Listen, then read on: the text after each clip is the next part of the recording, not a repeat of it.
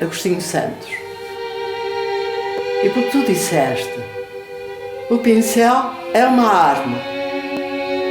E porque tu pintas as lutas dos nossos dias, como posso entrar neste combate de riscos, cores e memórias, algum passado? Eu sempre vi no Agostinho um homem cheio de energia, porque é um homem de causas, gosta de intervir politicamente, gosta de intervir através da pintura nos problemas sociais que existem. Fui dormir ao albergue. Agostinho é um homem mobilizado, um homem de causas e que defende a sua causa. E um artista não é mais do que isso, um homem que chega a si próprio, e ele dá-nos este exemplo de chegar a si próprio. A arte dele é de facto um gesto instintivo do que ele sente, do momento dele, da voracidade, desta sanguinidade que ele tem. Essa corticência é interessante, eu gosto disso. Bom, isso vai para a cama, aquela regaladinha da vida. Pintor de causas, tela de protesto ou pronúncio de terremoto, vozes de ruas desertas, águas que cavalgam, naufrágios de vidas em simbioses com sentido.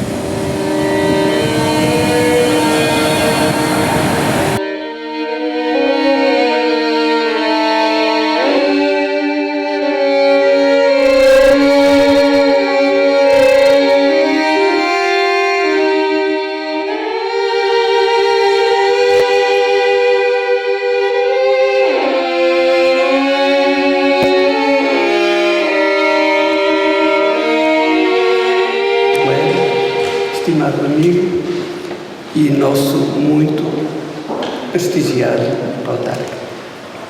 Excelentíssimos vereadores, caro Dr. Agostinho Santos, Presidente dos Artistas de Gaia, minhas senhoras e meus senhores, a formação em museologia, tal como a concebemos desde a sua criação em 1992, como área de investigação e ensino pós-graduado na Universidade do Porto, com cursos de especialização, mestrado e doutoramento, constituiu-se como um campo científico feito de transversalidade exemplar entre tutelas, instituições, saberes, escolas e profissões, que lhe conferiram um expressivo dimensionamento particularmente visível na criação e revitalização de museus e organismos, redes e outras formações culturais em Portugal e ainda em muitos países de língua portuguesa.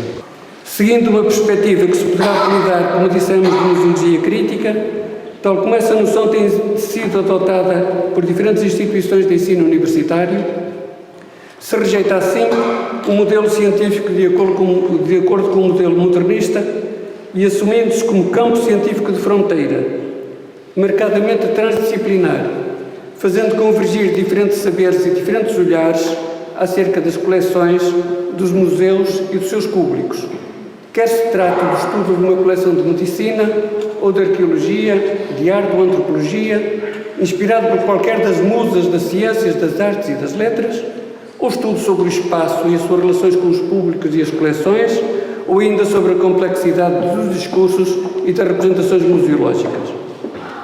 Nestes termos e com estes parâmetros, se propôs e desenvolveu o projeto de Agostinho Santos, vindo a constituir Numa palavra, uma qualificada reflexividade sobre a sua produção e coleção de obras de arte e um seletivo processo analítico que visa a sua preservação, organização e gestão no âmbito da concepção de um projeto museológico perspectivado ideologicamente em prol das causas sociais, consubstanciando assim as intenções da sua obra com a missão da instituição, cuja construção lança hoje a sua primeira e, a partir deste lugar, queremos que para sempre abençoada primeira pedra. Deste projeto de musealização, afirmando-se como ponto de partida e a base de sustentação e operacionalidade, fundamenta-se essencialmente na investigação da extensíssima produção plástica do autor, onde minuciosamente se evidencia uma diversidade de técnicas e uma singularidade criativa, fundada, como dissemos, numa observação da mulher, da literatura e da intervenção social, que se traduzem em narrativa original das coleções de um museu de causas, a expor em permanência como objeto de sistemática renovação. Deste modo, e marcando a diferença e inovação deste museu relativamente a outros, mais se contempla a sua originalidade no panorama museológico nacional e internacional. Que eu conheça, só há um museu que se aproxima dos conteúdos deste, mas apenas nos conteúdos, que é o Museu de Arte Contemporânea de León, inaugurado há cerca de 10 anos.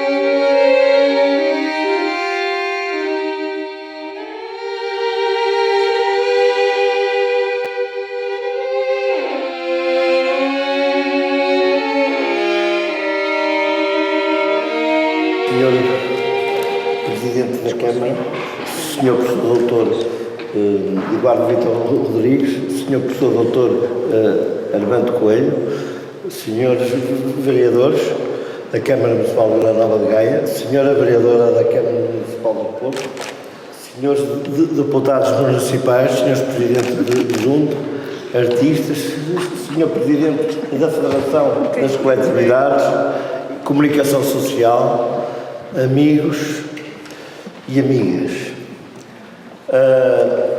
Eu acho que depois da intervenção do professor, depois da intervenção exagerada do professor Armando Coelho, meu ilustre orientador, e já agora devo dizer que eu acho que só concluí a tese porque tive um orientador como eu.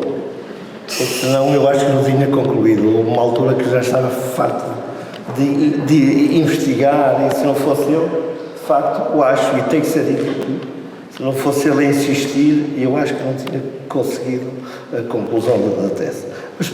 Mas pelos vistos achei piada, porque poucos meses de ter acabado a tese de doutoramento, inscrevi-me num outro curso de doutoramento.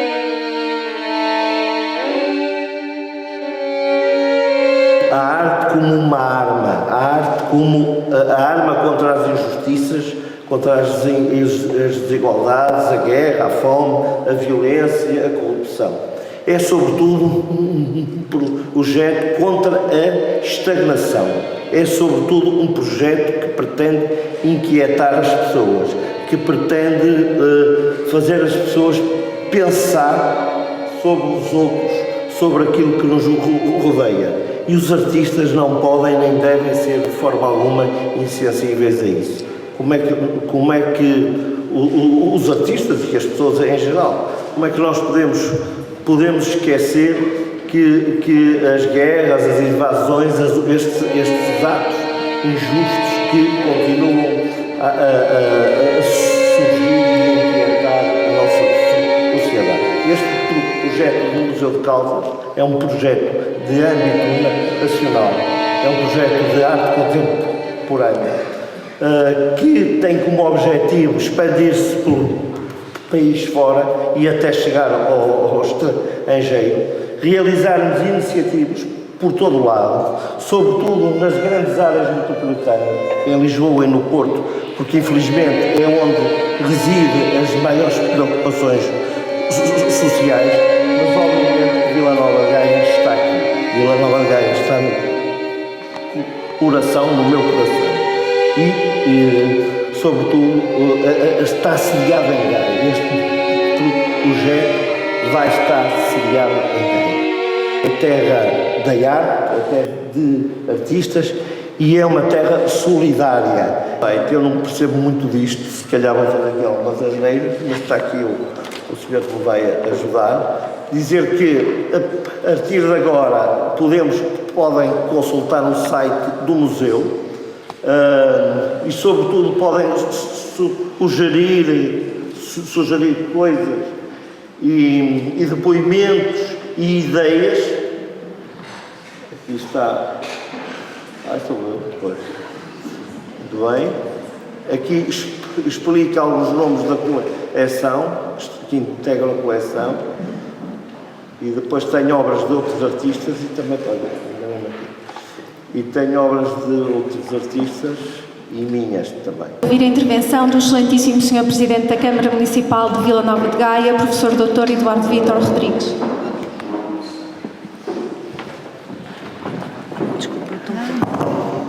Caro Agostinho Santos, Sr. Professor Armando Coelho, em voz cumprimento todos os presentes e queria muito brevemente dar conta do meu orgulho em estar cá, um orgulho muito pessoal e muito institucional. Encontrei nesta ideia do Agostinho uma expectativa de uma identificação de Vila Nova de Gaia como um concelho desafiante, fraturante do ponto de vista das dinâmicas sociais. E ainda que nós tenhamos, do ponto de vista cultural, algumas debilidades, que é não ter, por exemplo, um museu da cidade, coisa que eu acredito que com a aquisição do terreno da antiga cerâmica das Devesas, que está neste momento em apreciação no Tribunal de Contas e que, concretizando-se, vai dar origem a um muito bom auditório, acredito eu, a um museu da cidade e a um espaço de lazer, são cerca de 13 mil metros quadrados, um espaço extraordinário e ainda por cima um espaço com história, não é? Os territórios também são territórios com história e que têm uma vivência muito própria e um espírito muito próprio, mas verdadeiramente não tendo nada que aglutine, porque se calhar não é possível ter nada que aglutine quando tanta coisa de heterogéneo nos caracteriza. O Museu das Causas aglutina-nos numa especificidade. É de sermos uma espécie, não diria de contrapoder, mas uma espécie de alternativa, uma espécie de gente que pensa de outra maneira, que se interpela a si próprio.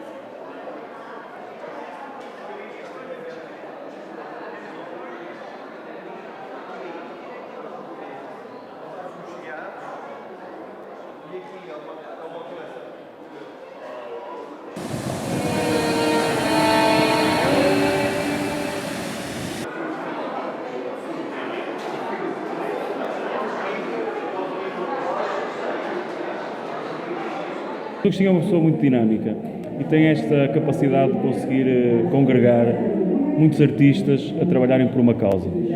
Eu julgo que o Museu de Causas, para além de ser inédito, tentava assim uma brecha e acaba por estar na ordem do dia, porque os museus estão sempre relacionados com a questão da coleção, do arquivo, da memória, e portanto o tema do arquivo tem sido um tema nos últimos, seguramente, 20 anos, um tema muito importante para o processo artístico. Portanto, há muitos autores a falarem sobre a questão do arquivo, não é? Começando pela ideia do paradigma que o Michel Foucault e até o próprio professor Armando falou, Jacques Derrida, o Al Foster, etc, etc, etc. Portanto, nada melhor do que construir uma extensão do que é que pode ser o Museu de Causas.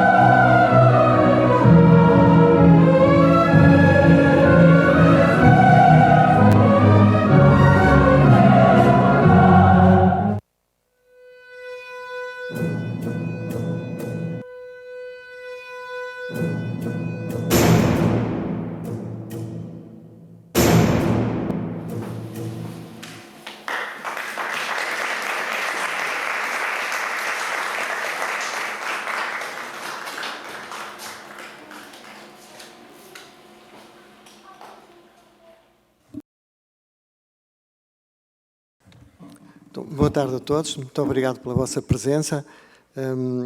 A Fundação e a Bienal de Cerveira orgulha-se de poder apresentar aqui este trabalho, este projeto do Agostinho, mas antes agradeço-vos a presença, agradeço à doutora Maria de Fátima Nunes, ao Carlos Miguel também este trabalho, ainda por cima pôs-me a mim logo a abrir, que é uma chatice, mas pronto. Mas pronto, muito obrigado pelo trabalho. Eu pedi agora ao Agostinho que viesse aqui dar a sua explicação, nos desse tudo aquilo que é importante saber sobre o Museu de Causas. Está bem? Isso é só no fim. Se merecer. Meus amigos, minhas senhoras e meus senhores, é com todo o gosto que estou aqui. Queria começar por agradecer o convite do coordenador da Bienal de Vila Nova de Cerveira.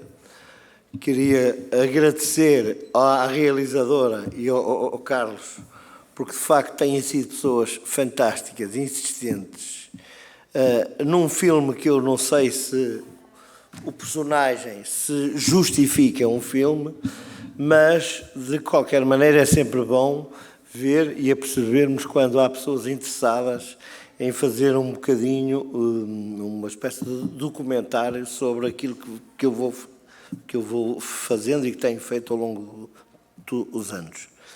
Este filme, esta exibição deste filme aqui teve em risco. O Carlos deu um tombo em Espanha e a Fátima telefonou-me a dizer que já não podia, porque ele estava muito mal, teve que ser parado, mas a força de vontade deles, e dele sobretudo, fez com que estivéssemos aqui a ver este filme, a ver este bocadinho de filme. E, portanto, eu queria uma vez mais agradecer-vos e agradecer de facto. Nós não nos conhecemos há muito tempo, mas acho que já nos podemos considerar amigos, porque vocês já demonstraram por algumas ocasiões que são de facto meus amigos. E a vida é feita assim, é feita de afetos, é feita de amizade, e eu sou um dos defensores dos amigos. Eu defendo os meus amigos como ataco os meus inimigos, com a mesma força. Os meus adversários, inimigos não direi, adversários, também tenho alguns, mas com a mesma força que eu senti que vocês estão empenhadas nisso, isso dá-me ânimo a continuar. Ora bem, isto já foi aqui explicado mais ou menos o que é o Museu de Causas, mas eu, como estão aqui algumas pessoas que eu julgo que nunca ouviram falar no Museu de Causas, e está aqui, por exemplo, uma das pessoas que eu acho que é um dos maiores, a seguir a mim, é um dos maiores colecionadores de arte de Vila Nova de Gaia, que é o Dr. Lúcio Coelho. Eu digo a seguir a mim, porque pronto, mas se calhar não é, se calhar é o contrário. Mas tenho pena que ele, por exemplo, nunca tivesse ouvido falar no Museu de Causas. E por isso é que nós ainda não temos uma máquina, um gabinete de informação, porque somos apologistas que, em primeiro lugar, antes de fazer a divulgação do projeto em si, temos que fazer obra, fazer alguma coisinha, e só depois é que vamos divulgar isso. Eu hoje de manhã escrevi aqui umas coisas, são uns tópicos, para dizer como é que tudo aconteceu. Isto aconteceu há 20 e tal anos, ou mais, quando eu comecei a ler os livros daquele que, para mim, é um dos maiores escritores de todos os tempos em Portugal, que se chama José Saramago, e comecei-me a interessar pela leitura das obras. E a determinada altura comecei a visualizar aquilo que ele estava, os textos dele. E comecei a desenhar e a pintar e a esculpir sobre as obras dele. Depois deu-se a coincidência, no meu mestrado de pintura, A minha tese era sobre a fusão da palavra com a imagem a partir de 5 livros do José Saramago. Eu escolhi o Evangelho, segundo Jesus Cristo, e escolhi o Memorial de Convento, as Intermitências da Morte, o Ensaio sobre a Cegueira e mais outro qualquer que agora já não me lembro. O objetivo era, a partir do texto dele, fazer interpretações à obra dele e originar a fusão entre a palavra e a imagem. E foi aí que eu comecei a interessar-me pelas questões sociais como tema da minha obra, como um dos temas da minha obra. A mulher é, de facto, um dos temas. Eu ainda sou daqueles que admira a mulher como personagem, como figura, e bonita, não é? De uma beleza estética interessante. Depois veio a literatura e depois veio a intervenção social, que de facto veio através do resultado dos textos que eu fui lendo de escritores como o Saramago e como muitos outros. Depois, isto hoje já se arrasta para o Walter Ugumem e para outros. Mas foi, de facto, na escrita, na literatura, que eu fui empurrado para as questões sociais. E depois também, com o facto de eu ser jornalista, e tive durante muitos anos ligado ao Jornal de Notícias, e uma das questões das minhas entrevistas e reportagens eram exatamente as questões sociais. A mim interessava-me entrar e descer ao nível das pessoas que eu queria abordar. Eu fiz várias vezes algumas entrevistas às pessoas que iam a Fátima a pé, fiz várias vezes entrevistas a toxicodependentes, fiz várias vezes entrevistas às pessoas que tinham estado nas penitenciárias e em vários sítios, mas sentia sempre que havia uma diferença entre o jornalista e a pessoa em causa. Portanto, uma vez convenci os diretores do meu jornal e as chefias da redação a autorizarem-me a pôr-me ao nível dessas pessoas. E então fui dormir na rua, fui à sopa dos pobres, andei a fazer de sem-abrigo em Lisboa e no Porto durante uma semana, fui a Fátima a pé. Achei que, de facto, para melhor entender o dia-a-dia dessas pessoas, que infelizmente há muita gente que não sabe, mas nas grandes cidades isso acontece, em Lisboa, no Porto, sobretudo em Lisboa, a partir das 7 da tarde, começa a nascer outra cidade, que se começa a saber umas pessoas com umas saquinhas e com cartões à procura do melhor sítio onde ficar a noite. E eu também fiquei a noite em alguns sítios e tive contacto, sobretudo, com essas pessoas, que eu tenho a certeza que não me esconderam nada, porque estavam convencidos que eu era um deles. Claro que isso há quem contesta, há colegas meus que no jornalismo chegaram a contestar isso, que isso era um bocado a fazer papel de ator e que não estava a cumprir as regras deontológicas, mas depois é evidente que se calhar estava a exceder-me, estava a atingir o limite da atividade do jornalista, mas a mim o que me interessava era informar com maior exatidão os leitores, os meus leitores, os leitores do Jornal de Notícias, para aquilo que se estava a passar no dia-a-dia. E, por exemplo, eu fiz uma célula reportagem que saiu durante vários tempos no Jornal de Notícias, que era quando eram os arrumadores. O Rui Rio tinha ganho as eleições há pouco tempo no Porto e dizia que ia acabar com os arrumadores em 15 dias, em pouco tempo. E eu então achei que a melhor forma de ver esta situação é ir arrumar carros, como eles. E, portanto, senti aquelas rivalidades de pessoas que estão a arrumar carros em sítios que dão muito dinheiro, porta dos hospitais, na Rotunda da Boa Vista, no Bom Sucesso, que eram locais onde as pessoas ganhavam dinheiro, muito dinheiro. E chegava lá uma pessoa que eles não conheciam de lado nenhum, que era eu, e a primeira coisa que faziam era escorraçar-me, insultar-me. E pronto, depois eu fui resistindo a isso e fui-me apercebendo que de facto havia outra cidade no meio da nossa cidade. E é evidente que ao chegar depois ao ateliê, eu não podia ficar indiferente a estas situações. Eu não podia estar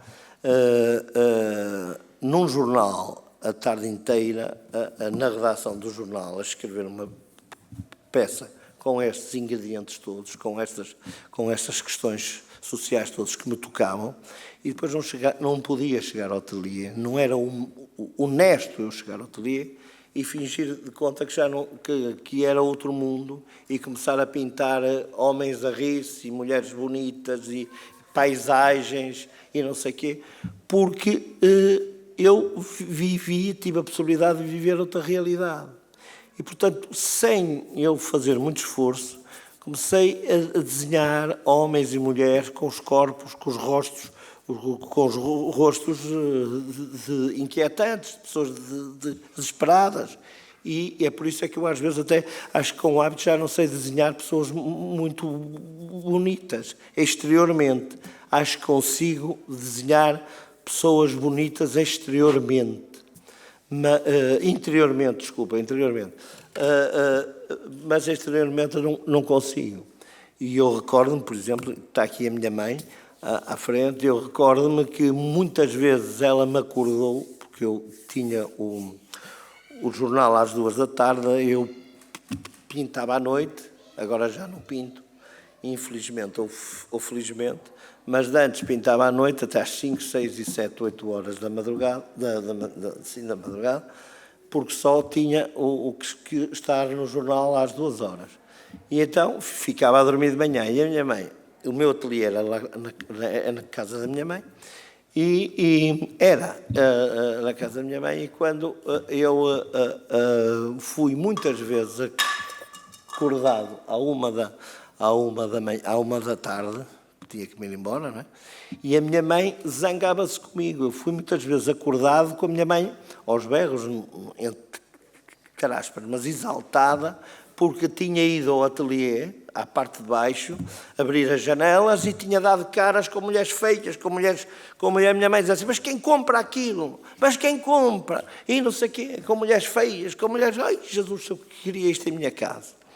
E é um bocado, o resultado é de facto isso. Eu não pinto, felizmente, tive sempre o cuidado de uma coisa é arte, outra coisa é a atividade que me dá para pagar as contas.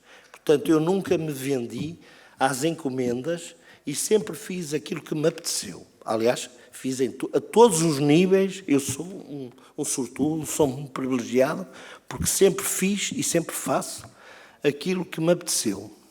Só estudei quando eu quis, só fiz exposições quando eu quis, só tive esta anilha no dedo quando eu quis. Enfim, fiz uma série de coisas que, de facto,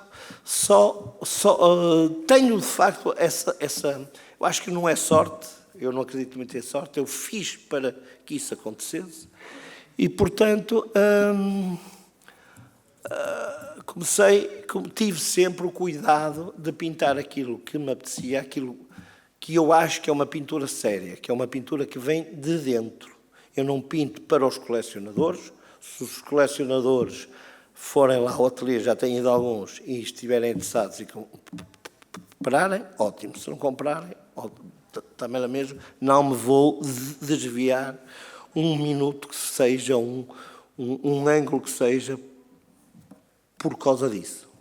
Porque tive sempre o cuidado, ao contrário de alguns colegas meus, que deixaram de exercer as suas profissões, largaram o ensino, largaram as outras suas atividades, para se dedicarem só à arte. E depois chegaram à conclusão, muitos deles, há exceções, mas muitos deles que tiveram mesmo que ceder e que fazer aquilo que o comprador lhes encomendava, que o colecionador encomendava, e não aquilo que eles queriam. Até conheço artistas, que é uma coisa que... Artistas não direi, mas até conheço pintores que têm dois géneros de coisas. Têm aquele estilo de pintura que é para vender e têm aquele estilo de pintura que lhes dá gozo. Eu, felizmente, tenho a possibilidade de só fazer a pintura e a escultura e o desenho que me dá gozo. Não é fácil, é uma pintura que eu sei, é um desenho que eu sei que não é agradável à vista, é daquela história que se primeiro estranha-se e depois aranha-se, mas é assim, sou assim. Eu levo a atividade artística como uma atividade muito séria, uma atividade que só pode ser julgada daqui a uns anos, porque não é por um quadro ou dois, ou por meia dúzia de quadros, que se vai considerar se uma pessoa é artista ou não. É um percurso que nos vai dizer, eu já vou nos 32 anos desde o que o Jaime Isidoro me fez a primeira exposição, reconheço que evoluí, porque é exatamente o percurso de uma pessoa, faz-se de muitas exposições e faz-se sobre, mais importante do que as exposições, faz-se de muitos desenhos, de muitas pinturas, que às vezes nem são feitas depois para expor. É só o exercício de pintar e o exercício de desenhar. E isso dá-me força. Eu às vezes tenho consciência que o desenho que estou a fazer não é comerciável, mas não é isso que me interessa. Eu sei que ao fazer esse desenho estou a exercitar a mão está a apetecer a cabeça e, portanto, está-me a ajudar também a ser um artista diferente ou um pintor diferente. E então, como sou uma pessoa que acho que o artista, que o pintor, que o desenhador, que o escultor, não se pode ou não se deve, não é que eu tenha nada contra aquelas pessoas que pintam só as coisas azuis, só as paisagens, não tenho nada contra isso, cada um faz o que entende, mas acho que o artista, como o escritor, como o encenador, como o ator, como o músico, poderá e deverá contribuir para uma mudança de mentalidades. Claro que eu tenho consciência que os artistas não vão mudar o mundo, mas podem contribuir para que o mundo seja um bocadinho diferente ou melhor do que aquele que tem sido até agora. E é evidente que as coisas não se mudam assim de um momento, assim de repente, mas acho que qualquer pessoa de bom senso, e os artistas que dizem que têm alguma sensibilidade a mais do que o comum das pessoas, não pode ficar indiferente quando se vê situações e infelizmente cada vez está a aumentar, as situações de guerra, as invasões, a Síria, a Palestina, as questões dos refugiados, o desemprego que está a aumentar, a corrupção que está a aumentar. Todas essas questões, o cancro, eu já pintei muitos quadros sobre o cancro, tentar estabelecer que é uma coisa, tentar visualizar o bicho cancro, o chamado bicho cancro, sei lá, coisas que eu sei que à partida não são comerciavelmente muito significativas, mas que a mim, como investigador e pintor, interessa-me. E o Museu de Causas surge exatamente por isso. Eu fui juntando todas as minhas obras sobre esse tema, fui selecionando e fui ao mesmo tempo comprando, adquirindo e trocando com artistas, e hoje posso dizer que o Museu de Causas tem um espólio de cerca de 6.500 obras, que eu acho que já é razoável. A maioria são minhas da minha autoria, mas também tenho cerca de 2.000 de outros artistas, portugueses estrangeiros, e a maioria dessas obras, não quer dizer que sejam todos, também há aqui o laço da afetividade. Eu também dou muita importância aos afetos, porque acho que também os afetos é uma causa social. Sem amizade, sem os amigos, não se pode fazer muita coisa. E, portanto, tenho muitas obras desses artistas que estão ligados diretamente às questões sociais. E o Museu de Causas surgiu da minha tese de doutoramento, quando eu entendi, com a ajuda do meu orientador, do professor Armando Coelho, que há uma lacuna em Portugal e julgo que na Europa, que é um espaço para expor obras eminentemente de caráter social. Eu gostava de ver alguns artistas contemporâneos a abordar questões como é que eles visualizam, em termos da pintura, do desenho, da escultura, como é que visualizam a guerra. A guerra até é um tema que é mais batido, mas como é que visualizam a corrupção, a fraude fiscal, as questões dos refugiados. Porque eu acho que ainda há muita gente ainda há muitos artistas que não têm ainda a consciência da importância que os artistas poderão ter na denúncia dessas situações. E por isso, quando fiz a minha tese, quando a defendi, e depois resultou neste livro, que se chama O Pincel é uma Arma, convidei o meu amigo Eduardo Vítor Rodrigues, que é presidente da Câmara de Gaia, que é sociólogo, e foi sobretudo na qualidade de sociólogo que ele lá foi apresentar, e teve que ler com algum cuidado este livro, porque ele fez, depois da apresentação, uma excelente apresentação, diga-se, e chegou ao fim e disse: porque é que não faz isto aqui em Vila Nova de Gaia? Eu disse: se a Câmara apoiar, obviamente, porque eu fiz este projeto com aquela tal ideia que se faz, só faço isto se me sair o Euromilhões. Aquela coisa, não, eu só compro isto, só compro aquela coisa, só faço isto se me sair o Euromilhões. Nunca pensei, de facto, se não me saísse o Euromilhões, como ainda não saiu, ainda tenho essa esperança, de dar força e corpo a isto. E o Presidente da Câmara, de facto, que é um homem atento, um homem solidário, um homem que se preocupa com os outros, disse-me: isto é uma ideia fantástica e temos que avançar com isso. E neste momento está a ser construído, não de raiz, mas está a ser construído um grande edifício, e parte desse edifício vai ser cedida à Câmara, e a Câmara vai ceder esse espaço, cerca de 700 metros quadrados, na zona ribeirinha de Gaia, precisamente para expor as minhas coleções. Por isso é que o museu se vai chamar Museu de Causas, Coleções Agostinho Santos. Isto não é feito para as vaidades, porque para mim se calhar dava muito mais gozo e dava menos nas vistas ter isso na minha casa, ter isso longe da cobiça dos outros, não é? Mas, da cobiça, porque as pessoas, há muita inveja nisto também, há pessoas que veem isso de outras maneiras, e se calhar era mais cómodo para mim continuar a ter nas paredes dos meus espaços, ter essas obras, mas achei que era um ato egoísta.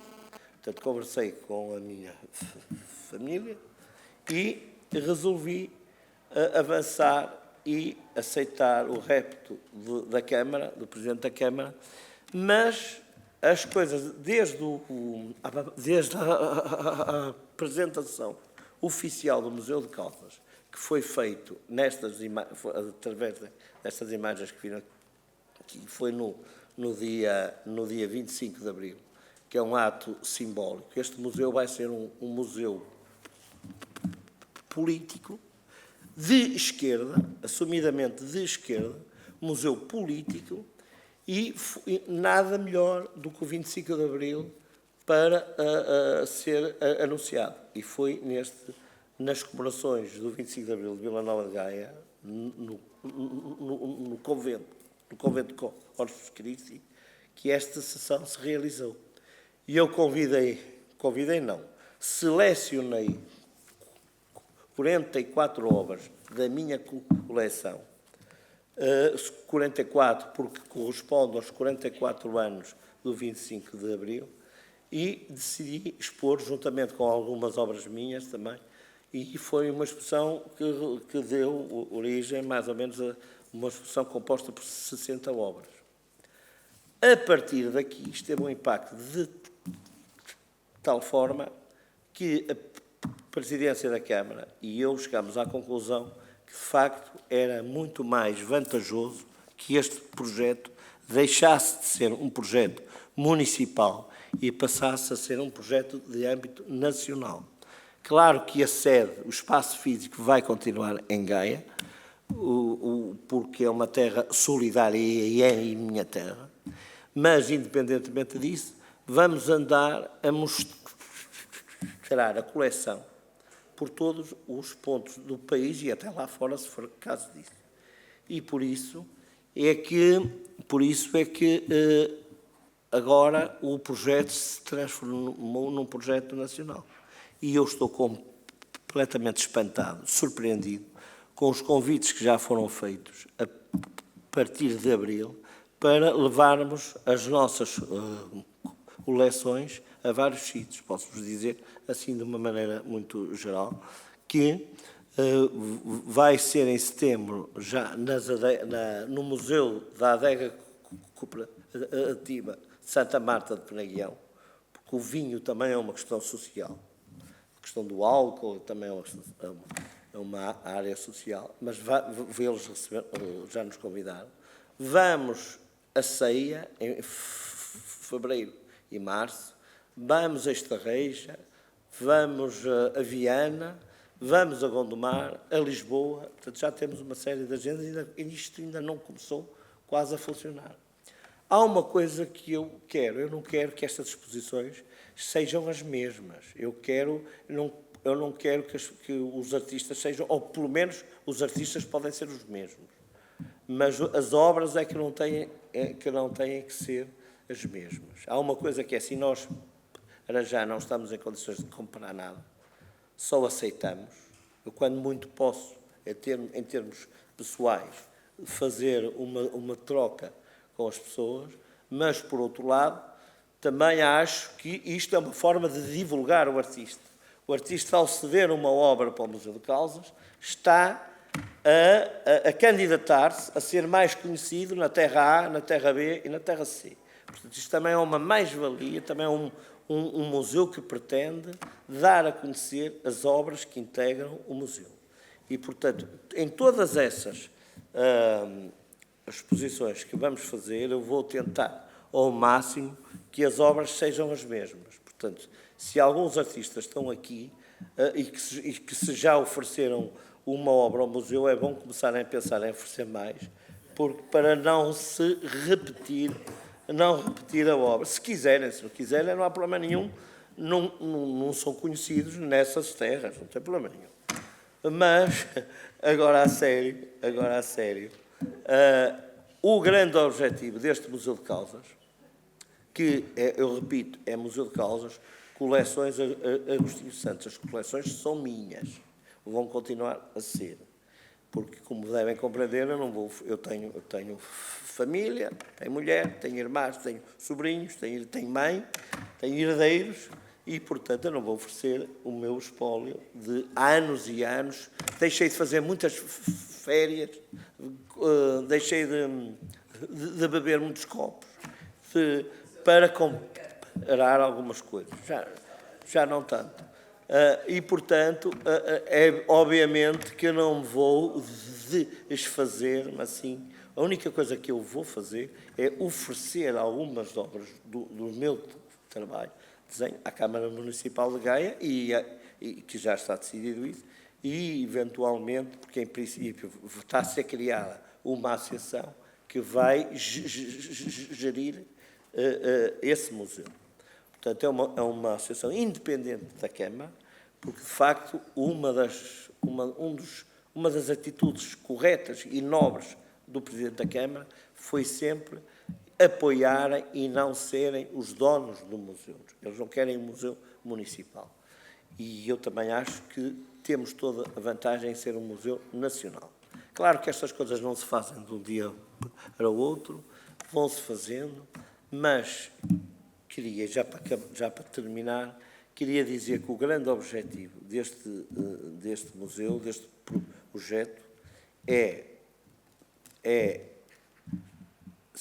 incentivar, em primeiro lugar, os artistas a abordar as questões sociais. Ainda há poucos artistas a abordarem estes temas. Já há mais, já estão a aumentar, mas o grande objetivo é que cada vez mais os artistas deixem de ser egoístas. Quando eu digo artistas, digo os escritores, digo, porque depois também que se pretende, com o andar dos tempos, é criar ligação entre as diversas expressões, seja a literatura, o teatro, a dança, várias juntá-las todas, porque todos somos poucos para abanar essas consciências. E, por outro lado, além de consciencializar os artistas, também queremos consciencializar o público.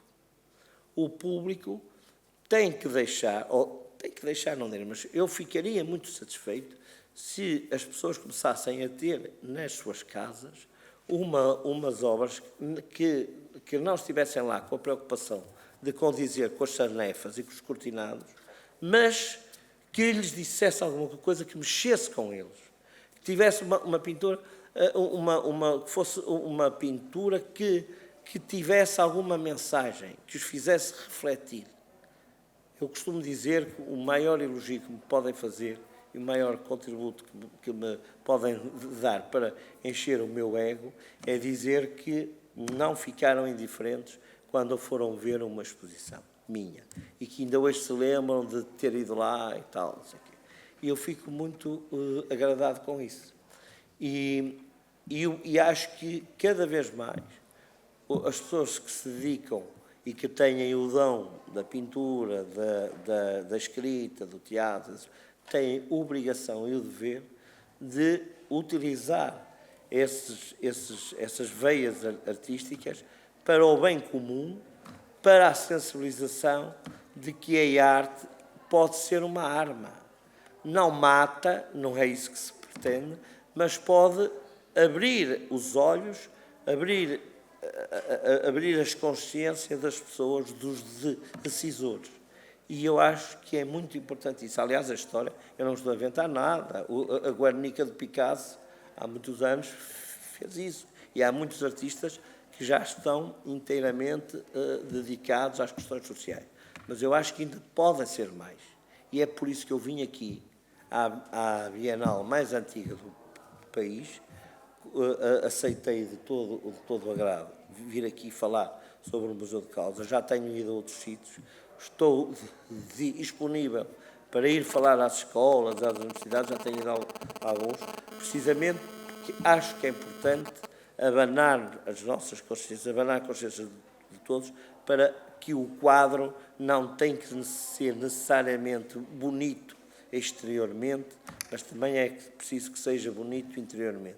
E quando eu digo ser bonito interiormente, que nos diga alguma coisa, que nos traga alguma coisa de dentro e que nos afete e que nos faça abanar. Essencialmente é isso.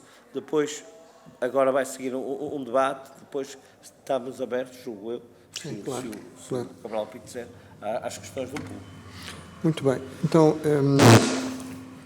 deixa-me dizer-te, Agostinho, que a Fundação e eu também, como diretor artístico desta Fundação, estamos disponíveis para ajudar na divulgação do teu projeto. Portanto, podes sempre contar com esta casa e comigo, está bem? Ótimo. Bom, eu então chamava agora a doutora Hilda Figueiredo para a mesa, assim como o artista, como o pintor Filipe Rodrigues, está bem? Para iniciarmos o debate. Não vais embora. Uma cadeira. Hã?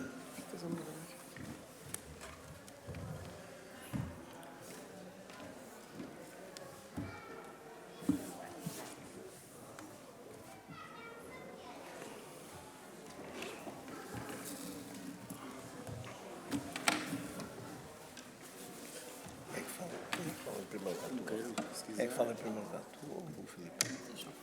Tu? Filipe.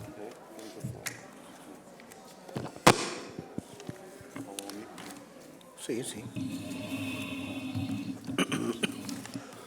Boa tarde. Não sei se terão assim alguns minutos, ainda com alguma paciência, mas eu gostava de trazer uma perspectiva diferente. E já que ouvimos assim em primeira mão o Agostinho, esta história de se pensar no museu deve ser contextualizada também naquilo que acontece nos nossos dias, não é? E de alguma maneira eu gostava de... eu não vou ler tudo aquilo, agora trouxe um caderno com bastantes páginas, mas para não me perder assim em algumas ideias, gostava que aquelas pessoas que não estão tão familiarizadas com a produção artística, com a ideia das instituições, o que é que tem acontecido nos últimos 20 anos, não é? Há três áreas que são extremamente importantes em termos de produção artística. O que é que os artistas andam a fazer? A primeira questão é os signos. Eles trabalham sobre o quê? O segundo elemento, assim, extremamente importante, é os materiais que os artistas utilizam. Nós, quando falamos em pintura e escultura, de alguma maneira a nossa memória vai sempre buscar materiais tradicionais. Mas os artistas já não andam, há alguns anos, a trabalhar propriamente com materiais tradicionais, não é? Nem estão focados em questões de há 6 séculos. E, portanto, depois há outra terceira condição. Eu estou a falar de coisas que são escritas por autores que, de alguma maneira, são aqueles que conseguem mexer neste mecanismo da arte, não é? Que nos vão dando indicações muito precisas. Eu vou citar 3 ou 4. Alguns, inclusivamente, já falei. É o Al Foster, que é um crítico americano. Depois há um outro crítico extremamente importante, que é o Boris Groys. Parece-me que é a pessoa mais lúcida e que consegue... Ele foi, há pouco tempo, convidado pela Fundação EDP, esteve em Lisboa há uns meses, na apresentação de uma revista, e ele consegue, de facto, fazer considerações que eu acho que não podem ser indiferentes a todos os artistas, a toda a gente que produz arte. Então, o terceiro momento é as instituições artísticas. As instituições artísticas já não podem estar configuradas só um espaço físico. É preciso pensar nos meios digitais, é preciso pensar no mecanismo que a internet permite na promoção das obras de arte, na divulgação das obras de arte. E, portanto, eu acho que este museu até começou por aquilo que é o mais atual, não é? Começou pelos meios de divulgação digitais, não é? E, portanto, de alguma maneira, não sei se foi consciente ou não, mas esta ideia, este projeto do Agostinho começou com um projeto de doutoramento, transformou-se numa coisa maior do que ele, não é? Embora ele diga que é a coleção Agostinho Santos, isto já não para, portanto, nos braços do Agostinho. Já é um mecanismo, já é uma bola, não é? Que está em andamento. Portanto, essas são as 3 grandes configurações, que é os signos, o que é que os artistas produzem e as instituições. Os artistas, nos últimos tempos, focam-se, eu não queria dar assim nenhuma aula de História da Arte, mas é preciso recuar aos últimos 30 anos do século XX.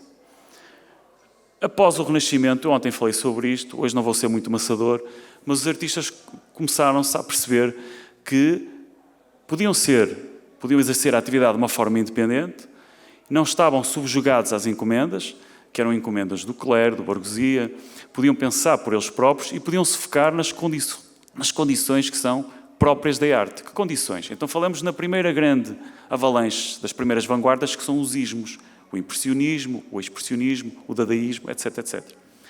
Isto acontece mais ou menos até 1920. Depois há uma segunda fase extremamente importante, que o Peter Osborne, que é um crítico da história da arte, que não é muito divulgado, mas ele é diretor de uma revista artística sobre estética, em que ele diz que a segunda avalanche da segunda vanguarda é quando não há uma correlação direta entre a ideia e o formalismo da obra de arte. Por isso que nos focamos depois em tipos de expressões artísticas que estão relacionadas com a fotomontagem, com a fotografia, com as colagens, com o surrealismo, com o dadaísmo, etc, etc. Ultimamente fala-se muito na importância, o próprio Boris Groys fala sobre isso, da vanguarda russa. No Malevich, no Kandinsky, numa série de autores que depois acabaram por ser absorvidos pela questão política. A partir do momento em que são absorvidos por uma bandeira política, deixam de ser vanguarda. Portanto, isto é extremamente interessante pensar desta maneira, porque os artistas têm que viver sempre numa condição livre. Em termos históricos, as coisas são assim. Neste momento, e estas instituições como a Bienal de Cerveira têm que estar atentas, realmente, e todas as instituições, àquilo que é de mais eficaz em termos de pensamento. Os artistas focam-se em 5 grandes áreas, trabalham 5 grandes temas. Um deles é o tema do arquivo, mas é o arquivo que não é visto de uma forma académica, poeirenta. Nós não podemos pensar num museu que coloca lá as peças, ganham poeira e que espera pelos visitantes. O próprio Marcel Duchamp, não devemos lembrar isso, contestou a ideia do museu e nós devemos pensar que os museus, quando se formaram, não é? Quando surgiu essa possibilidade de existirem museus, eles queriam legitimar as obras de arte. Nós vivemos num tempo, eu às vezes discordo um bocadinho do Agostinho, em que são os próprios artistas que, alicerçados à sua formação, ao seu contexto, ao seu conhecimento histórico, que podem conseguir pensar que estão a legitimar uma obra de arte. Portanto, não pode ser uma instituição a legitimar a obra de arte. Tem que ser o público, não é? Tem que ser uma espécie de massificação, mas de pessoas que pensem sobre isso. Eu não sei se estou a ser assim já muito abstrato, mas eu vou ser mais eficaz e estou quase a terminar. E, portanto, a ideia do arquivo tem sido uma revelação para os artistas. Nos últimos 20 anos, apareceu uma enorme produção sobre isso. Os artistas aperceberam-se que são arquivistas há muito tempo. São arquivistas porquê? Porque vão buscar temas que são da estética negativa, de figuras que não são heroicas. Eu posso citar uma artista que me tem fascinado, que é Tácita Dean, e ela recorre a histórias de pessoas que se perderam no mundo e transporta-as para as suas obras. De alguma maneira, a história coletiva que apaga essas pessoas é recuperada na produção artística. E, portanto, é uma outra perspectiva sobre as coisas. Não é? Quando nós lemos manuais de história geral, não é? Nós lemos sobre uma perspectiva, até que alguém descobre, afinal, que existe outra possibilidade. E, portanto, o arquivo tem sido um trabalho que os artistas fazem sobre temas, por exemplo, que eu sei que estão aqui artistas estrangeiros, sobre temas, por exemplo, do narcotráfico, da violência, da poesia, da telepresença, dos arquivos eletronicamente gerados, da bioarte, do mail art, dos guias pervertidos. E, portanto, nós chegamos a um momento em que é preciso alguma lucidez, não é? Eu acho que todas as pessoas devem exercer a possibilidade de quererem ser artistas e devemos pensar em figuras como o Joseph Beuys, não é? Que sofreu com isso na pele, com o Alan Kaprob, que era um indivíduo da performance e que ele tem um livro muito interessante que falava da deseducação do artista. E, por um lado, nós temos as instituições que formam artistas, que dizem que não formam, mas de alguma maneira estão a produzir conhecimento para que as pessoas possam ser artistas. Depois, por outro lado, temos as instituições financiadas politicamente, que são as extensões do poder político, que querem legitimar um determinado tipo de arte. E depois, por outro, temos, nisto que eu vos digo, nos últimos 15, 20 anos, artistas que recorrem a sítios que não estão institucionalizados e que recorrem a temas que não são vulgares, não é? E que depois também entram nesta lógica dos refugiados, na Síria. Eu posso-vos contar uma coisa. Aconteceu uma exposição num centro cultural em Portugal, há bem pouco tempo, de uma artista que, de facto, ela conta a sua história, não é? Que era refugiada e que foi para uma casa que não era a casa dela. Essa exposição aconteceu em Portugal e ninguém contestou. Quer dizer, a própria artista e o próprio país assumiu uma coisa que é, não sei se, eu acho que toda a gente está mais ou menos familiarizados com esta questão da Palestina, mas como é que é possível um país andar adormecido? Eu não tenho nada contra a produção artística, mas conseguir que uma exposição apareça num programa cultural, seja patrocinada por um governo português que apoia a invasão da Palestina. Como todos, isto aconteceu há bem pouco tempo. Depois posso ser mais pormenorizado. Eu não defendo questões políticas, eu apenas defendo aquilo que alguns artistas defendem, que é a liberdade de pensamento. Os artistas já não fazem trabalhos experimentais por fazerem. Os artistas gostam de exercer a crítica da liberdade. É isso que os artistas fazem. Em 5 áreas, para terminar. A questão do arquivo é extremamente importante para o processo artístico. Os artistas utilizam fotografias, desenhos, temas que são da ordem social, trabalham com elementos precários, continuam a produzir obras miméticas que representam uma ideia da realidade, mas não como no século XVI, portanto é o terceiro ponto, continuam portanto, a trabalhar com materiais precários que exigem, por um lado, por parte dos museus, alguma vontade em querer conservar aquelas obras. Outras obras só podem existir de uma forma digital, porque depois são tão perenes, os materiais são tão voláteis, que só o registro documental é que pode fazer com que essas obras existam. Eu não me queria assim alongar mais, gostava de falar sobre muitas outras coisas, mas, de qualquer forma, a questão de um museu traz-nos sempre à ordem do dia a questão da memória coletiva. Que memória é que nós queremos preservar? E, como eu digo, isto já escapou das mãos do Agostinho, embora ele seja o mentor, e é o mentor, porque, de facto, é muito pouco comum uma tese de doutoramento depois conseguir produzir-se fisicamente. Mas, de facto, pode ser uma nova brecha, uma nova possibilidade para os artistas poderem não só trabalhar em temas que nos afetam diariamente, como este museu já não se insere na lógica do museu tradicional. Portanto, é um museu que começou ao contrário. É um museu que começou desmaterializado, que é outra questão que os artistas fazem. Os artistas aperceberam-se que a obra podia deixar de ser física e podia ser só conceitual. Portanto, nós vivemos com uma herança tão grande que hoje em dia um artista não pode ser artista, ou melhor, pode ser artista, não é? O Agostinho da Silva dizia que o homem não foi feito para trabalhar, foi feito para criar. Estas palavras são muito bonitas, mas na realidade são a mais completa verdade, não é? Aquilo que nós fazemos constantemente em todas as áreas são criações, sejam elas artísticas, sejam elas relacionadas com a ciência, e há aproximações muito profundas. Alguns autores recuperaram a metodologia freudiana, que caiu em desuso, não é? E que parecia que era uma coisa já descabida, para o processo artístico. Esta coisa de nós podemos perceber porque é que eu produzi esta obra desta maneira. Desmontá-la é um processo que tem sido muito trabalhado em termos teóricos. Eu sei que me estou a alongar, porque nós vemos sempre com muitas ideias, mas gostava-vos de deixar este apontamento de que não me parece que seja um museu descabido. É um museu que vem a propósito. Acho que é um museu que aconteceu de uma circunstância não política e só por isso vale. Embora o Agostinho diga que é um museu de esquerda, eu acho que político, os artistas também não se podem alienar das questões, nem os professores. Eu também sou professor, há pouco tempo disse que não, numa instituição.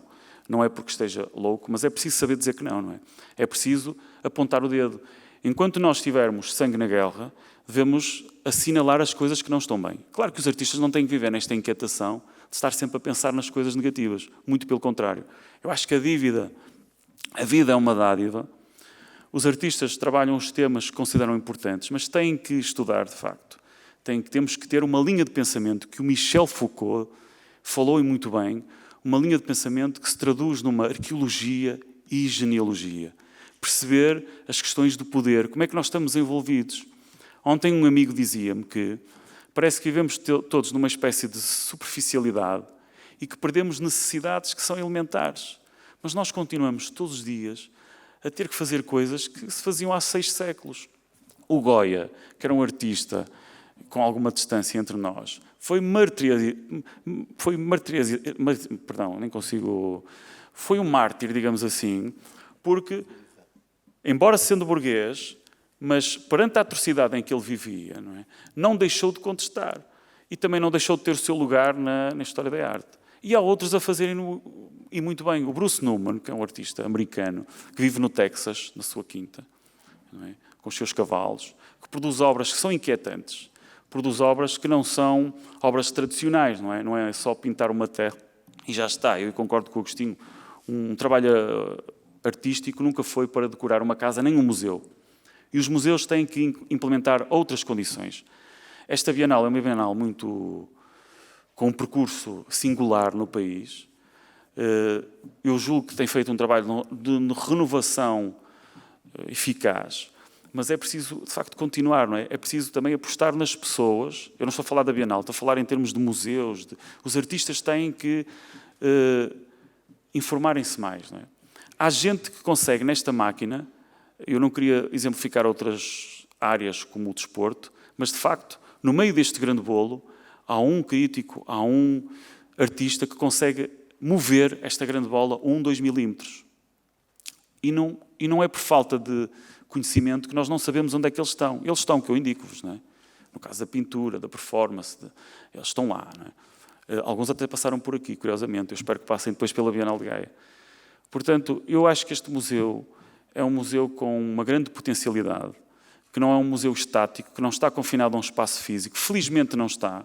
Felizmente teve alguém do poder político que percebeu que tinha aqui uma coisa diferente, singular, que traga uma nova possibilidade. Até porque os artistas, o Agostinho falou muito no mercado, e eu penso que o mercado em Portugal sempre foi um mercado muito pequeno, quer dizer, não é pela dimensão do país, é pela circunstância cultural, não é?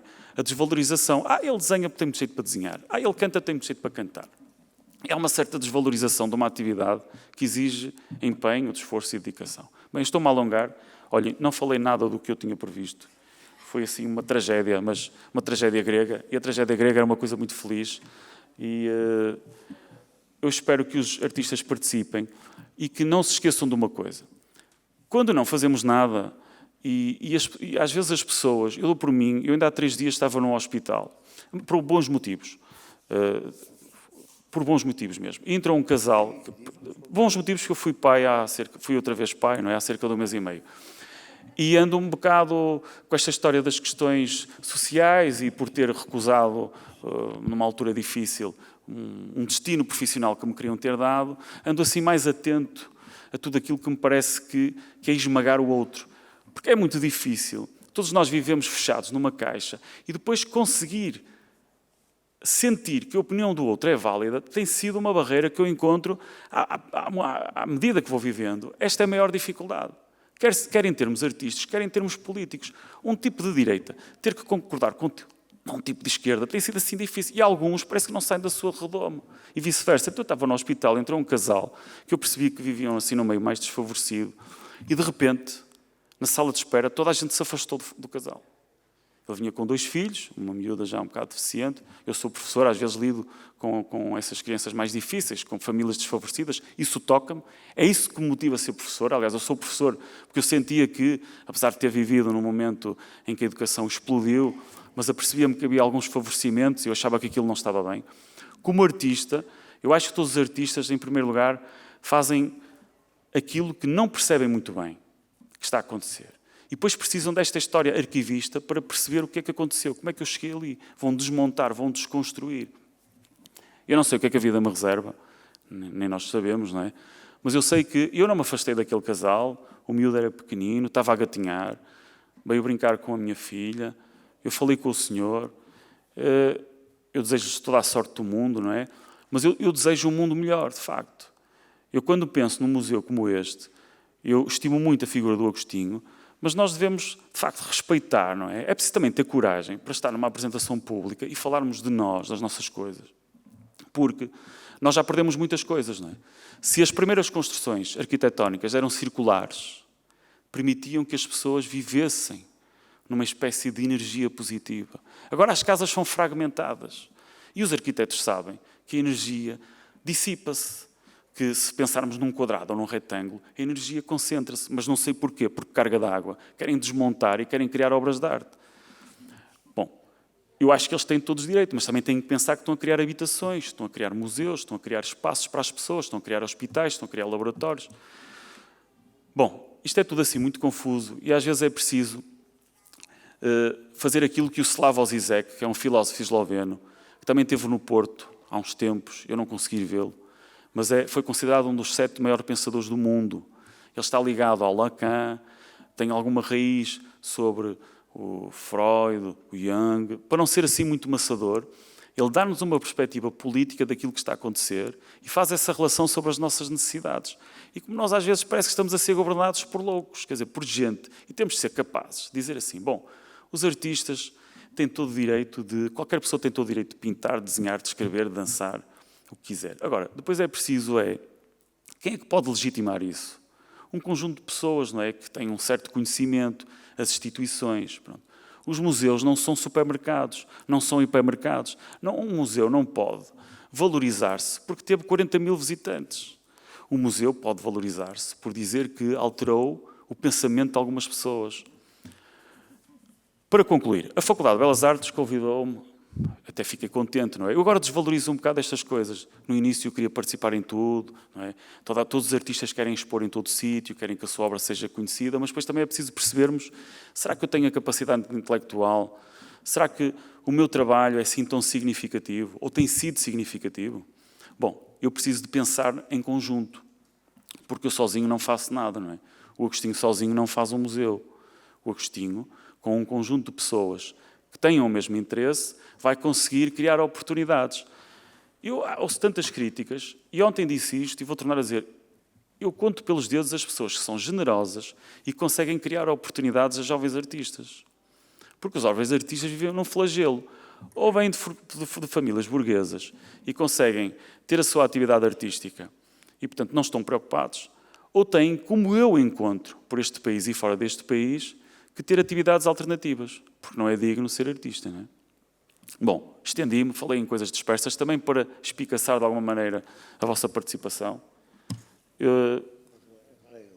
Doutora Hilda, vou-me calar, não para sempre, mas até já.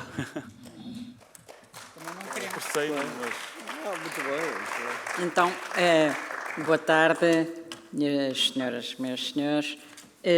Antes de mais, o agradecimento aqui à Bienal, ao seu diretor artístico António Cabral Pinto, que naturalmente nos convidou para estarmos aqui e para podermos partilhar convosco estas ideias.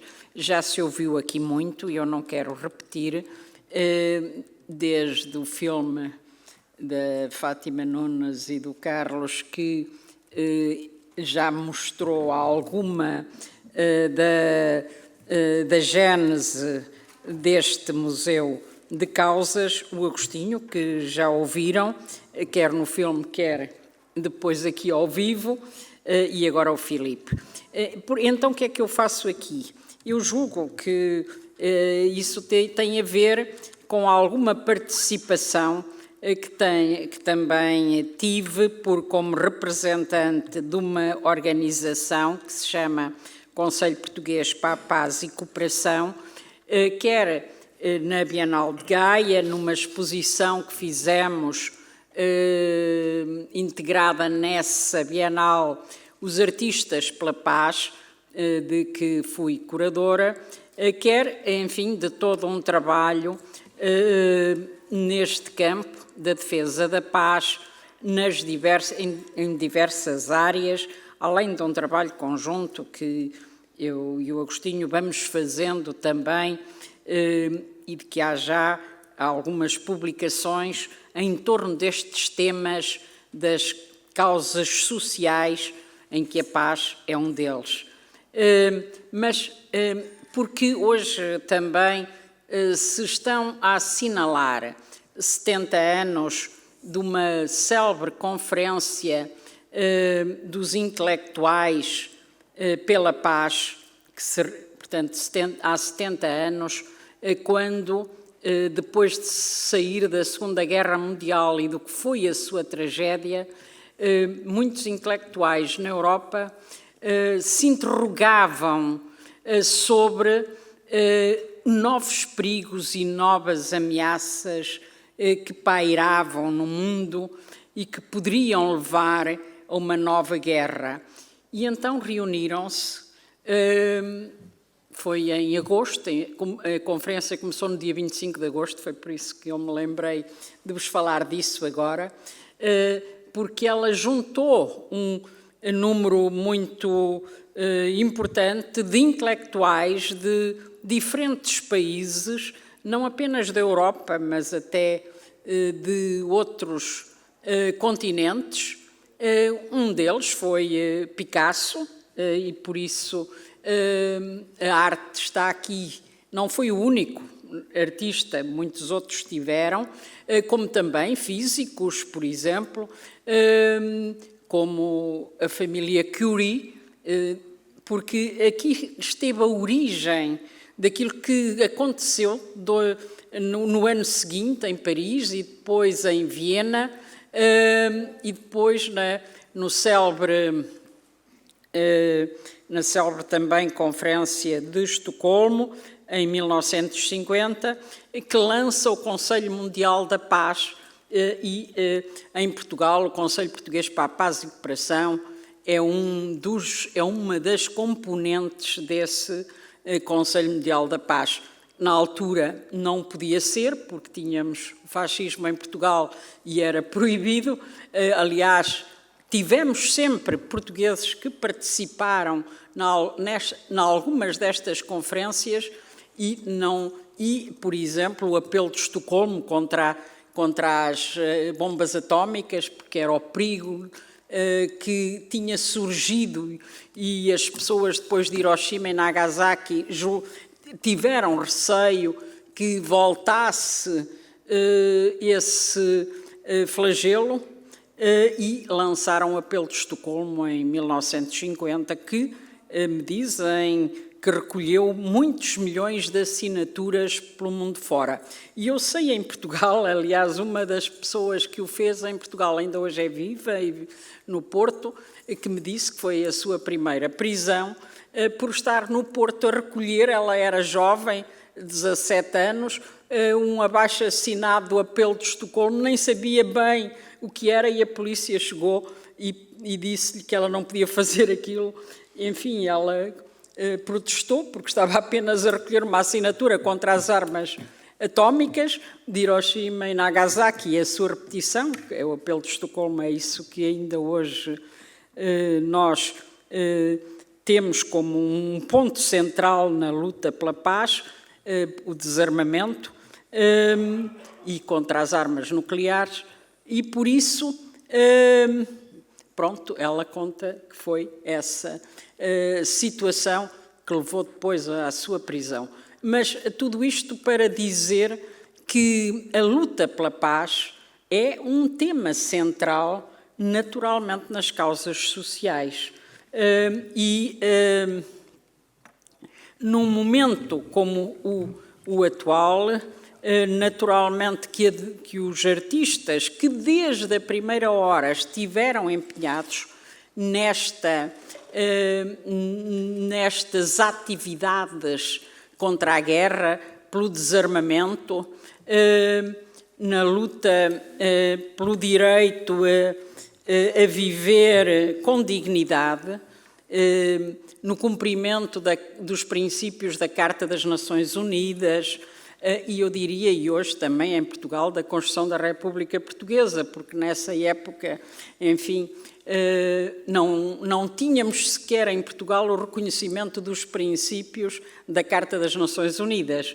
A primeira vez que isso foi consagrado no nosso país, como sabemos, foi na Constituição da República Portuguesa, aprovada em 2 de abril de 1976. E, portanto, nós temos 40 e tal anos de democracia, numa luta que não foi fácil, mas que nos trouxe até hoje e em que as novas gerações também devem conhecer um pouco do que foi a nossa história portuguesa, mas igualmente na ligação da portuguesa com a internacional, porque a luta contra o colonialismo e contra o fascismo andaram de mãos dadas. Só acabou o colonialismo quando acabou o fascismo e, portanto, são lutas que se cruzaram, que foram importantíssimas, como é hoje a luta pela paz no plano nacional e no plano internacional, que é sempre uma luta pela dignidade humana, pela defesa do ser humano, individual e coletivo, porque o objetivo central é as pessoas serem felizes. E por isso, quando aqui se diz dar o tal murro na mesa contra as injustiças, sejam elas quais forem, no plano social ou também porque o plano social também está ligado, é uma vertente do plano político, das decisões que se tomam no plano político, seja nacional, seja internacional. Portugal não é uma ilha e vive dependente demasiado, para o meu gosto, mas isso é outra história, das decisões internacionais também, não é? Portanto, sofre essas consequências. E essas consequências, por exemplo, do nuclear, que hoje não são as bombas de Hiroshima e Nagasaki, hoje são potências muitíssimo elevadas, pode não haver, e não há armas nucleares em Portugal, mas isso não significa que os portugueses não possam ser atingidos por uma arma nuclear se ela for lançada em algum lado. Ou mesmo não sendo lançada, se houver um acidente num porta-aviões ou num submarino nuclear que passe nas nossas águas, ou próximo. E, portanto, não é apenas um problema dos outros, é de facto um problema nosso. Como é nosso também o problema e o drama dos refugiados, que todos os dias arriscam a vida, e muitos perdem-na, a fugir dos sítios, dos conflitos, mas não só dos conflitos, também da guerra, mas igualmente daqueles da miséria, da exploração máxima, que não lhes deixa condições para viver com dignidade e que por isso são capazes de arriscar a vida, porque ela já é de uma visão tão limitada que naturalmente qualquer coisa para poder ter alguma dignidade é um risco e um desafio que assumem. Por isso eu naturalmente estou muito ligada, e não apenas pela relação familiar, mas por tudo isto, e por quem me conhece sabe que assim é, à defesa das causas sociais, num sentido muito amplo, que não apenas, digamos, das consequências do desemprego ou da injustiça social, num sentido mais geral, mas também no sentido universal da defesa da paz, que não é uma questão apenas nacional, é uma questão internacional do mundo, da sobrevivência da humanidade. Porque alguma tragédia nuclear neste momento, põe em causa a sobrevivência da humanidade. Ganhar os artistas para esta luta é uma questão importantíssima e por isso eu felicito todos aqueles que se empenham neste trabalho de sensibilizar a população em geral e os artistas em particular. Só mais uma informação, neste momento está a ser preparado no Algarve por um conjunto de artistas ligados a uma associação de artistas pela paz, uma exposição itinerante que vai percorrer todo o Algarve, em colaboração com o Conselho Português para a Paz e Cooperação, que vai ter a sua abertura no dia 21 de setembro e vai correr os diversos municípios cujas câmaras aceitem apoiar, isso já lhes foi enviado a todos, um conjunto então de artistas que trabalharam o tema da paz e que agora, a partir de 21 de setembro, vai começar em Silves e depois vai acabar em junho do próximo ano, em princípio em Faro, vai percorrer o Algarve. É um desafio com esta experiência, tal como a que fizemos o ano passado na Bienal de Gaia dos Artistas pela Paz, que aqui também lanço para todos os artistas que se queiram juntar nestes projetos dos Artistas pela Paz. Muito obrigada.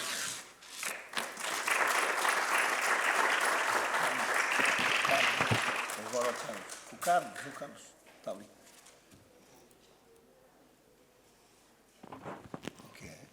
Então. Ai, Nico.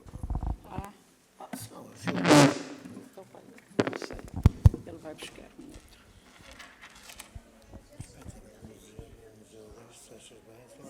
Sim, mas eu disse que sim. Não, disse, então não disse. Foi por aí que eu comecei. Obrigado. Eu encontro-me muito honrado, sinto-me muito bem por ter, há uns tempos, esta parte, por ter vindo a colaborar com as causas, ele tem muitas causas, do Agostinho Santos. E muito mais esta, que tem que ver com o Museu das Causas. A propósito de uma entrevista que fiz ao professor Dr. Filipe Rodrigues, eu ouvi com atenção e fui lendo. Ninguém sabe tudo. Fui lendo. E cheguei à conclusão que o museu já não é o arquivo, a ordenação meticulosa do arquivo.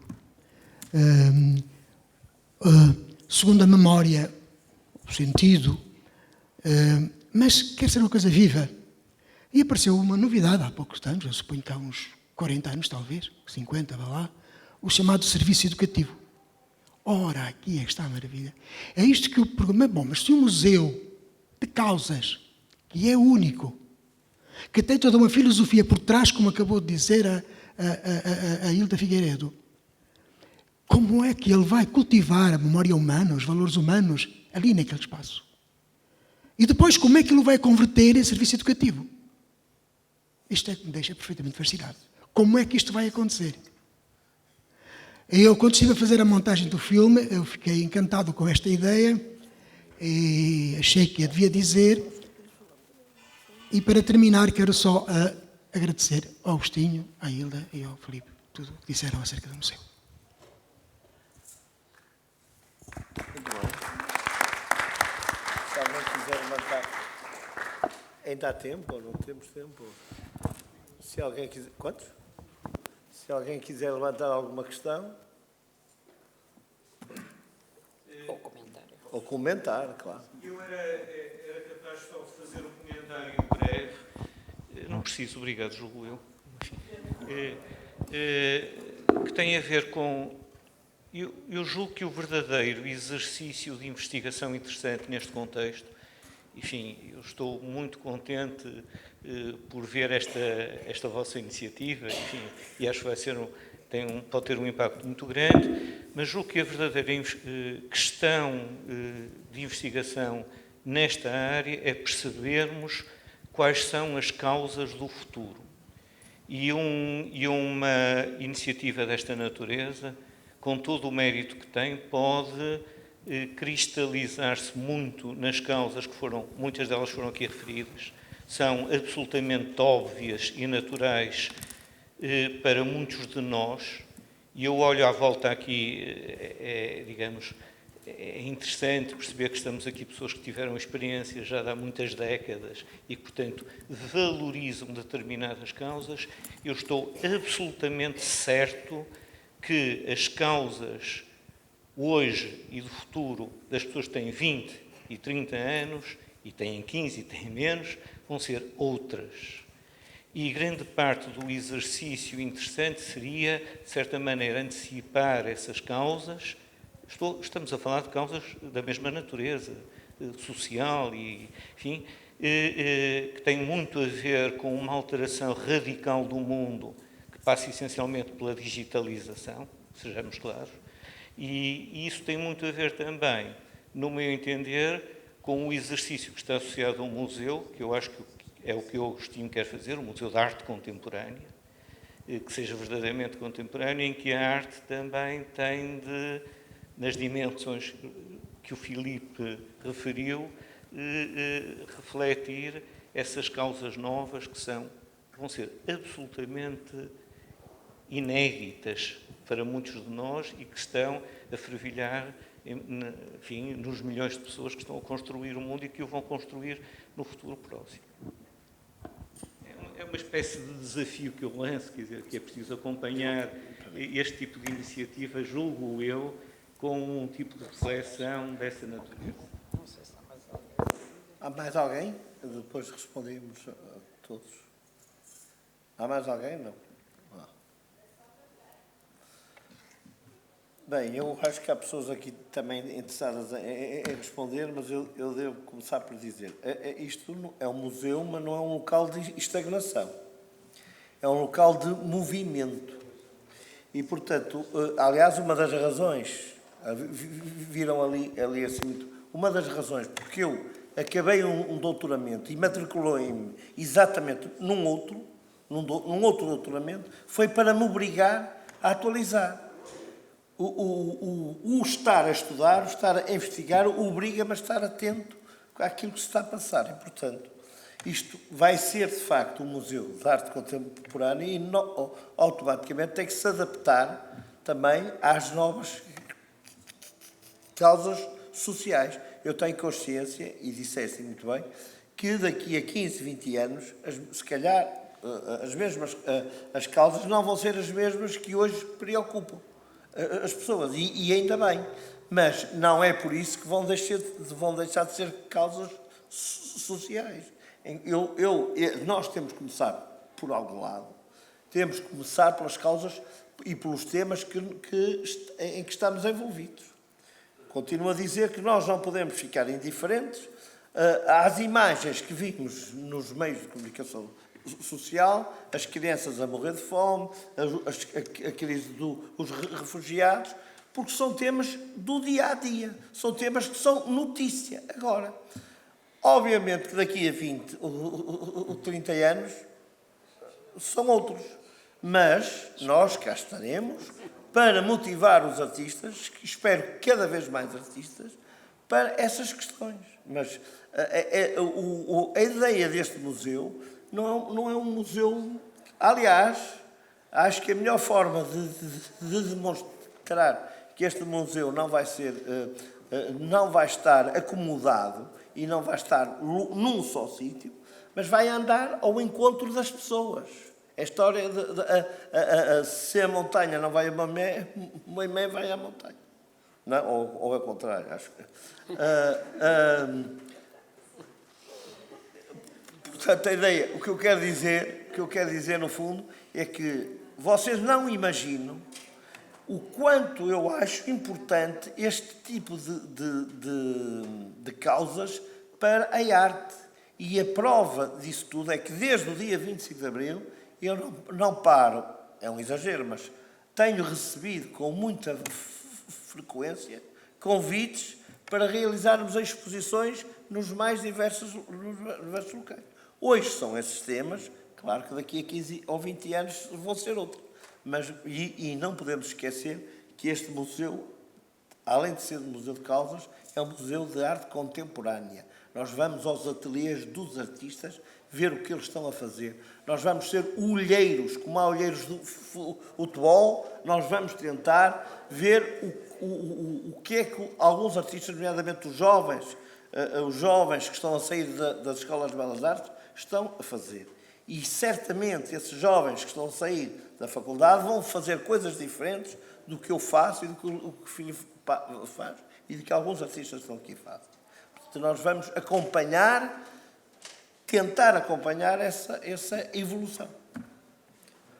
Posso responder? Vou ser breve. Até queria acrescentar uma coisa ao meu discurso. Espero ter sido assim mais claro há pouco. De facto, o digital está a mudar radicalmente a produção artística, aquilo que os artistas produzem e, acima de tudo, a divulgação. O que eu noto, e estando eu numa instituição, é que as instituições andam um pouco adormecidas e estão-se a esquecer dessa parte do virtual. Por isso que eu falei no Boris Groys, que é um dos poucos pensadores neste planeta que se atreve a escrever e a dizer exatamente isto. Ele diz assim, bom, neste conjunto de grandes artistas e instituições, há de facto uns que conseguem mexer 1 milímetro nesta grande bolha, digamos assim, artística. E ele define o comportamento dos artistas. Eu sei que estão aqui artistas brasileiros, eles são exímios nisso. Nós, os portugueses, também. Aquilo que eu tenho conhecimento de outros artistas na Europa é que dizem que nós somos um pouco loucos. Dizem-me isso. Porquê? Porque nos atrevemos a trabalhar com arte precária, objetual e, acima de tudo, pós-conceitual. Nós já somos de uma era em que a arte conceitual, e podemos pensar nisso na abstração pura, eu estou a olhar ali para um quadro que é completamente abstrato, não é? Que pode ser uma porta, um chão. Portanto, nós já passamos essa fase. E então o Boris Groys diz que, nesta grande produção artística, ele consegue aferir 2 eixos que são extremamente importantes. Ele diz que há os artistas utópicos, que criam mundos envolvidos no seu próprio mundo, que é fácil identificar, não é? Nós percorremos uma exposição e percebemos isso, e depois, deixa só terminar, há os artistas que são aqueles que chamam os ativistas artísticos, que são aqueles que vão buscar as causas, por exemplo, do ambiente. Há uma artista brasileira, agora não me recordo o nome. Já estão ali a fazer eu sei. Mas é para terminar, mas isto é importante. Há uma artista brasileira que o seu último trabalho era numa zona do Brasil que tinha sido desflorestado. Ela tratava de plantas no seu ateliê e depois, plantas que ela solicitava às pessoas, e depois ia recolocar, ia replantar nestes sítios. Portanto, a função dela era mesmo social. O trabalho dela teve que ser só documentado, porque esfumou-se, não é? E, portanto, o Boris Groys define estes dois grandes eixos. É preciso estar atento. Eu, quando tenho alunos muito novos à minha frente, e eles vivem obcecados com o realismo, o mimetismo e com coisas muito clássicas, eu sinto a obrigação de ter que falar nestes artistas contemporâneos para eles perceberem que há outras perspectivas. Desculpa, é que eu não estava a falar de artes digitais. Então. Eu estava a falar de digitalização da sociedade. Pois, mas eu percebi isso. Sociais muito importantes que resultam do nosso relacionamento com os outros e entre os países. Mas eu percebi isso, só que eu desviei o assunto do ponto que me interessou, que foi isto. Eu creio, só muito rapidamente, eu creio que este tema dava para um novo debate, porque às vezes há que nos interrogarmos se o mundo muda assim tanto. As técnicas mudam, de facto, mas as relações do tipo que têm existido até hoje não mudam assim tanto. Nós julgávamos que a escravidão tinha acabado. E sabemos hoje que ela é novamente praticada em grande extensão. Nós julgávamos que os trabalhadores e os jovens iam todos ter direitos a um salário digno e sabemos hoje que muitos têm um trabalho precário e muito mal pago, até têm que ir procurar no outro lado soluções para isso. Enfim, por aí fora, ou seja, as técnicas mudam, é verdade, mas as relações existentes entre os povos, infelizmente, não têm mudado assim tanto e, em muitos casos, até tem existido bastante retrocesso. E, por isso, hoje não falamos de uma bomba atómica, falamos de milhares de bombas nucleares que só 10% dariam para destruir o mundo e não ficar nada na Terra, nenhum ser humano, nem sequer seres vivos. Mas, pronto, são temas de uma grande importância a que a sociedade e, sobretudo, os artistas naturalmente não podem ser insensíveis. No Museu de Causas voltaremos a estes temas. Muito obrigada e felicidades. Queria só agradecer uma vez mais à Bienal de Cerveira a oportunidade que nos deu, e queria também dizer, porque hoje é um dia que estou muito feliz, porque hoje um semanário, o maior semanário do país, o Semanário Expresso, traz 2 páginas sobre a reportagem dos livros de artista que estou a organizar em Gondomar, o que não é muito comum os jornais de Lisboa trazerem exposições, portanto estou muito feliz, exposições do Norte, e estou a dizer isso porque estão aqui muitos artistas que estão a participar, nomeadamente o Cabral Pinto e a Fernanda, e outras pessoas estão aqui a participar, e portanto se calhar ainda não leram, mas aconselhava-vos a ler, e sobretudo também lutem para que os órgãos da comunicação social deem mais espaço às questões da cultura. Eu sei do que falo, tive muitas dificuldades às vezes em fazer notícias sobre as exposições, porque a sociedade dá mais importância ao futebol e aos crimes do que a cultura. E nós, todos, artistas e público, temos que ajudar a inverter essa situação. Muito obrigado. bienaldecerveira.pt